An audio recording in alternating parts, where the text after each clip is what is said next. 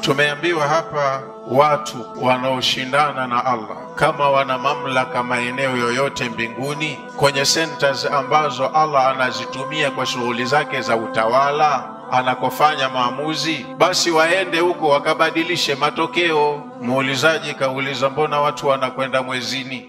Hasa kwenda mwezini ndio ishafika huko kwenye asbabu samawati. Katika sura mbili, Suratul Sajda na Suratul Maarij, Allah amezungumza kauli mbili za urefu wa masafa ya kutoka kwenye hivyo vituo vyake vya kiutendaji.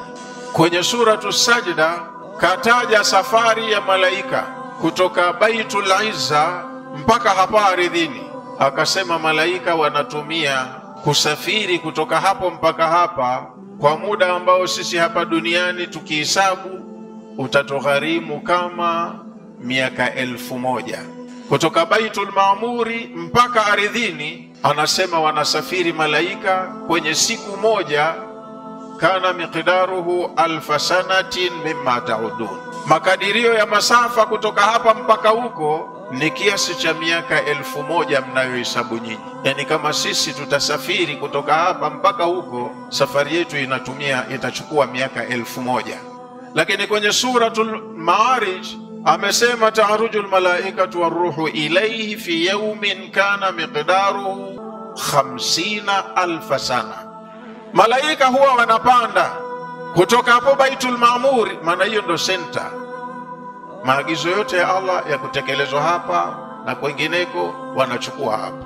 Kutoka hapo mpaka kwenye Arshur Rahmani, kwenye Lauhul Mahfudhi, masafa yake ni makubwa zaidi. Kwa hiyo siku moja wanayosafiri malaika kutoka Baitul Maamuri mpaka Lauhul Mahfudh, siku hiyo kana miqdaruhu 50,000 sana. Makadirio yake ni kama miaka 1050. Miaka 1000 kutoka hapo mbingu ya kwanza mpaka hapa, lakini miaka 1050 kutoka hapo mbingu ya kwanza mpaka kwenye Lauhul Mahfudh ambayo iko huko kwenye Arshur Rahman, kwenye Sidratul Muntaha. Ni masafa ya kusafiri. Sasa kwa ulimwengu wetu wa sasa, pamoja na teknolojia tulionayo na watu wanaotamba kwa maarifa ya elimu, kuna yoyote alishawahi kukadiria kufika huko?